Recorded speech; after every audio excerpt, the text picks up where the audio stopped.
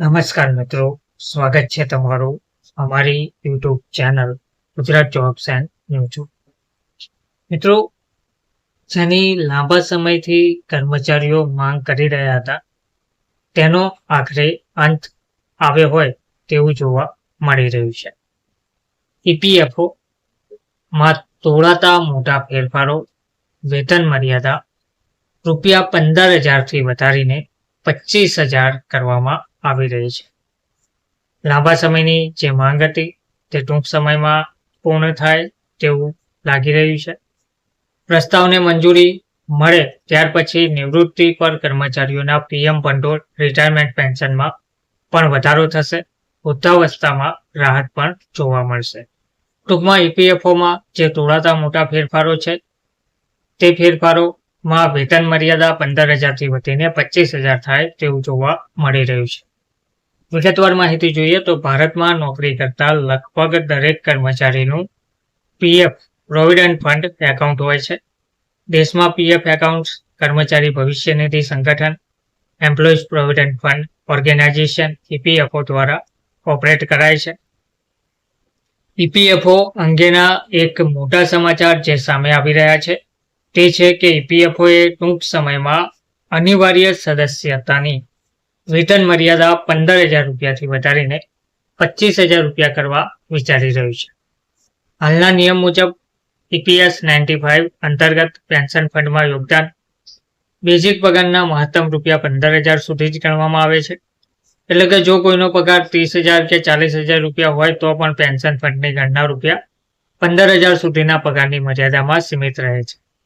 શ્રમ મંત્રાલયના સૂત્રોના જણાવ્યા મુજબ આ પ્રસ્તાવ અંગે ડિસેમ્બર કે જાન્યુઆરીમાં મળનારી ઈપીએફઓ બોર્ડની બેઠકમાં ચર્ચા થઈ શકે છે અને પ્રસ્તાવને મંજૂરી પણ મળી શકે છે.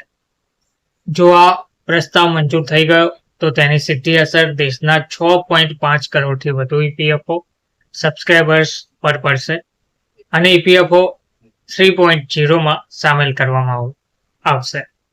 એટલે કે ઈપીએફઓ 3.0માં સામેલ કરવામાં આવી શકે છે.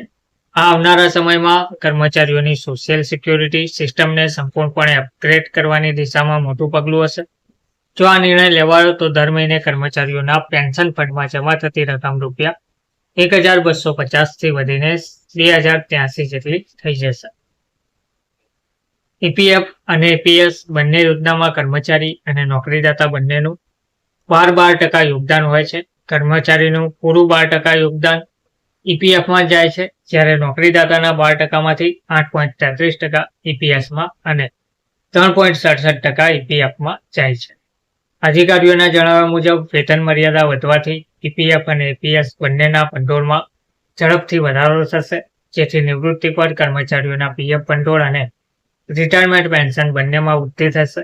હાલ ઈપીએફઓનું કુલ ફંડ ₹26 લાખ કરોડ છે અને તેના 7.6 કરોડ સક્રિય સભ્યો છે. છેલ્લે 11 વર્ષ અગાઉ 2014માં EPS લિમિટ ₹6,500થી વધારીને ₹15,000 કરાઈ હતી. ત્યારબાદ મોંઘવારી દર, બેઝિક પગાર અને યુનિવર્સલ મિનિમમ વેજ વધુ વધી ગયું છે. હાલ લઘુત્તમ વેતન ₹18,000 આસપાસ છે, જેથી ₹15,000ની EPS લિમિટ વાસ્તવિક શ્રમ માળખાથી પાછળ છે. એટલે કે ઈપીએફઓમાં હવે આ તોળાતા મોટા ફેરફારોને ધ્યાનમાં રાખીને વેતન મર્યાદા ₹15,000થી વધીને 25,000 થઈ શકે છે. પ્રસ્તાવને જો મંજૂરી મળશે તો નિવૃત્તિ પર કર્મચારીઓના પીએમ ભંડોળ રિટાયરમેન્ટ પેન્શનમાં વૃદ્ધિ થશે. વૃદ્ધાવસ્થામાં પણ રાહત મળશે. ધન્યવાદ.